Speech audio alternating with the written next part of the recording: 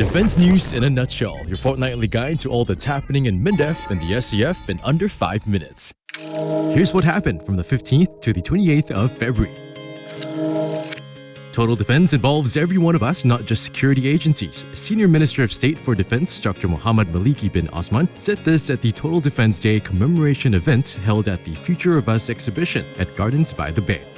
As non-conventional threats to national security, such as terrorism, become more prevalent, Singaporeans must stand united and build a resilient society. The strength of Singapore is dependent on largely every concerted effort by every Singaporean.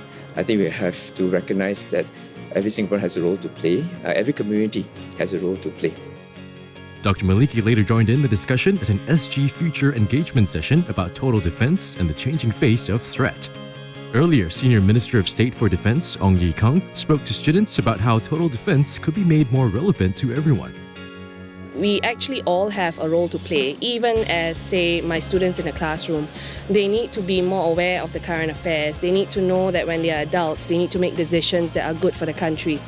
Everyone should realize that we are Singaporeans and we have a role to play. So in every aspect, we are contributing to total defense economically, psychologically, via civil defense, and etc. For more details on the Total Defense campaign, visit www.totaldefense.sg. Through the use of merit cups, 4 students reflected on Singapore's progress over the past 50 years and projected their vision of the future. That was the winning entry of N.E.mation 10, an annual digital animation competition for students to share their opinions on total defense in a creative and engaging way. Mr. Ong Ye Kung officiated at the award presentation ceremony and was heartened by the students' optimism and determination. He reminded them not to take Singapore's success for granted and to continue to build a strong and resilient Singapore. We've come so far for 50 years, many generations, many older Singaporeans build what we have. And really, the next 50 years depend on the young ones to score the winning goals. Because we are a very small country and we have very little manpower. If all of us don't play a part, and Singapore will be very weak. But when everyone work together, show unity, and we can show that Singapore can do whatever we can to make it. Check out the winning entry, strength and reflection, as well as the other 9 finalist videos at N.E.mation.sg. The Singapore Armed Forces and the home team play a direct role in Singapore's security, but it's important for all Singaporeans to be vigilant of their surroundings. Deputy Prime Minister and Coordinating Minister for National Security, Hean, said during his visit to the 811th Battalion, Singapore Infantry Regiment at Jurong Island, where he saw NS men on operational duty. Mr. Teo was accompanied by Mr. Ong Ye Kung and senior army officers.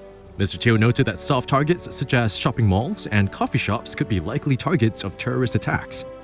You can see that many of the attacks recently, whether it's in Paris or in Indonesia or elsewhere, they come in places where you don't expect an attack to take place. The individuals themselves can do important things to protect themselves, those around them, and even to help contain and mitigate the consequences of the attack. During his visit, Mr. Teo interacted with the NS men as they carried out security operations around the island. He was also briefed on their deployment in protecting key installations.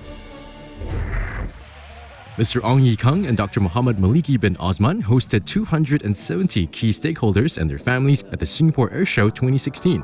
These stakeholders included members of the Advisory Council on Community Relations in Defence, or ACCORD, the Government Parliamentary Committee for Defence and Foreign Affairs, GPC-DFA, and its resource panel, as well as employers, educators, and grassroots leaders. The visitors were thrilled by the aerial display, got up close and personal with 11 RSAF assets at the static display, and learnt more about the various defence products at ST Engineering's indoor exhibition.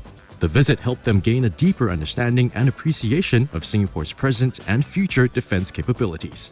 For more details on these stories, visit mindef.gov.sg. Now let's check out what's buzzing on our social media channels. Fighting alongside each other during combat training and crossing an obstacle course through teamwork, soldiers from the Singapore Army and the Royal Thai Army worked closely together during the 18th exercise Kocha Singa, an annual bilateral exercise held in Thailand. The exercise aims to enhance the interoperability between the two armies and highlights the close and long-standing defense ties between Singapore and Thailand. Visit the Army's Facebook page to find out more. Well, that's our defense news in a nutshell. Get to know us more through one of our social media channels. This is Mike from Power 98, signing off.